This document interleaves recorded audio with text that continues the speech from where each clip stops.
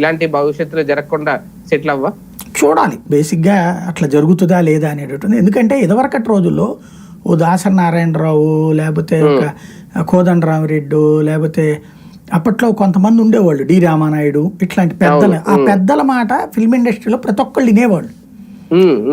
వీళ్ళకంటే ఎక్కువ సంపాదించిన వాళ్ళు విన్నారు, వీళ్ళతో తక్కువ అంటే వీళ్ళు ఎక్కువ సంపాదించేవాళ్ళు ఆ రోజుల్లో. రాఘవేంద్రరావు, అశ్విని దత్తు, ఈ 5 లెజెండ్స్ మాటలు వింటుండేవాళ్ళు. వీళ్ళ మాట ఫిల్మ్ ఇండస్ట్రీ ఇలాంటి పెద్దలకు గౌరవించేవాళ్ళు. వాళ్ళు ఎప్పుడైతే డౌన్ అయ్యారో ఇప్పుడు ఎవరికి వాళ్లే తోపులు. ఇప్పుడు సుకుమార్ మాట రాజమౌళి వింటాడా, రాజమౌళి మాట ఆయన పేరేంటి రామ్ గోపాల్ వర్మ వింటాడా, రామ్ గోపాల్ వర్మ మాట పుష్ప ఏది పూరి జగన్నాథ్ వింటాడా?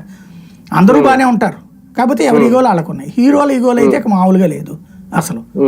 అప్పటికి పాపం చిరంజీవి గారు అందరినీ కలిపి వాళ్ళందరినీ కన్విన్స్ చేసి తీసుకొచ్చాడు. ఇప్పుడు మళ్ళీ అయితే ఆయన ఏంటంటే దాసరి పాత్ర పోషించడానికి సిద్ధంగా లేరు చిరంజీవి గారు. ఎందుకు ఆయన ఇదంతా పెద్దరికం, రోజు ఆ కమిటీ వస్తుంది, ఈ అసోసియేషన్ వస్తుంది, ఇదే చర్చ నడుస్తుంటుంది. ఆయన సినిమాలు, ఆయన కుటుంబ సినిమాలు, ఆయన ఎక్కువగా తన ఈ వయసులో సినిమా, మిగతాది టైం ఇంటికి స్పెండ్ అనే దాని మీద ఉన్నాడు ఆయన. కానీ టికెట్ల వ్యవహారంలో ఆయన పెద్దన్న పాత్ర పోషించారు ఆ రోజు. అదే అనేది అట్లాంటి వరకు చేయడం కానీ మొత్తం రోజు ఇక పెద్దన్న పాత్ర అనేది బిగిన్ అయితే రోజు ఇదే ఉండేది. ఇదివరకు దాసనారాయణ తన సినిమాకి సంబంధించి 2 గంటలు కేటాయిస్తే ఈ సినిమా రంగానికి సంబంధించి మిగతా గంటలు కేటాయించేవాడు. అందుకని ఆయన సినిమాలు అటర్ ఫ్లాప్ అయినాయి ఆ తర్వాత ఆయన నాయకత్వ బాధ్యతలు చేపట్టాక.